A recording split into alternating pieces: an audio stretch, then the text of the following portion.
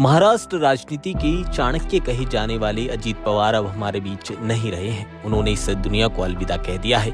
बारामती में एक विमान हादसे में उनकी मौत की खबर सामने आई, जिसके बाद पूरे देश में एक मातम सा पसर गया। आपको बता दें, राजनीतिक गलियारों के साथ साथ बॉलीवुड भी उनकी याद में रोता दिखाई दिया।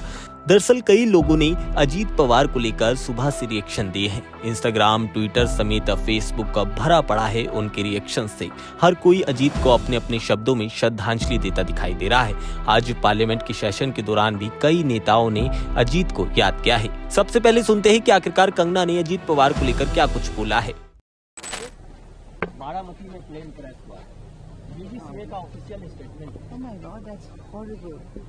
This is such a horrible news and I'm so sorry कि मुझे तो अभी एक्चुअली हम लोग बहुत जल्दबाजी में रहते हैं, सुबह सुबह आते हैं, मतलब there is not enough word to say कि पर खैर मैं अपने इमोशंस थोड़ा। इसके बाद रामायण के राम अरुण गोविल भी अजीत को याद करते दिखाई दिए थे। उन्होंने भी उनकी याद में कुछ शब्द कहे। चलिए आपको वो भी सुनाते हैं। वाकई बहुत दुर्भाग्यपूर्ण बात है ये, और उनका हमारे बीच से चले जाना। और महाराष्ट्र की राजनीति में तो वो बहुत अग्रणी रहे हैं, उनका योगदान बहुत है राजनीति में। तो ये वाकई बहुत दुख की बात है हम सबके लिए कि हमने एक अच्छा नेता खो दिया है। सर, आपको लगता है कि जांच इतना बड़ा हादसा इतने बड़े लीडर के साथ हो गया अचानक? इट डिपेंड्स ऑन किस तरह से वो दुर्घटना हुई है।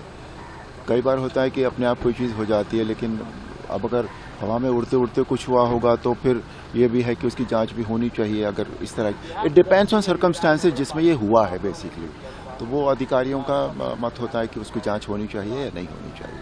इसके बाद रवि किशन ने अपने अंदाज में उन्हें श्रद्धांजलि दी और उन्हें बारामती का राजा बताया।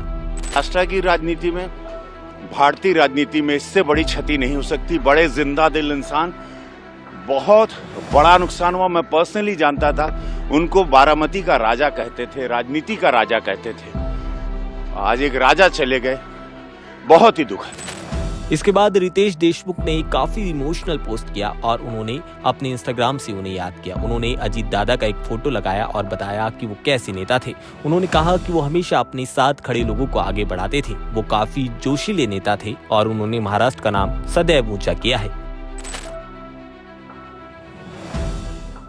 अजय देवगन ने भी अपने अंदाज में अजीत दादा को याद किया। उन्होंने कहा कि मैं इस खबर से निशब्द हूं और उनका जाना हमारे लिए एक बहुत बड़ी हानि है।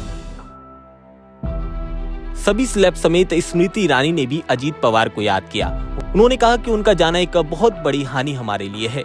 उन्होंने महाराष्ट्र की राजनीति में एक नए आयाम को गढ़ा था। अनुपम खेर ने भी अजीत पवार को श्रद्धांजलि देते हुए लिखा कि वो एक बहुत बड़े नेता थे। उन्होंने महाराष्ट्र की राजनीति में अपना एक अहम योगदान दिया।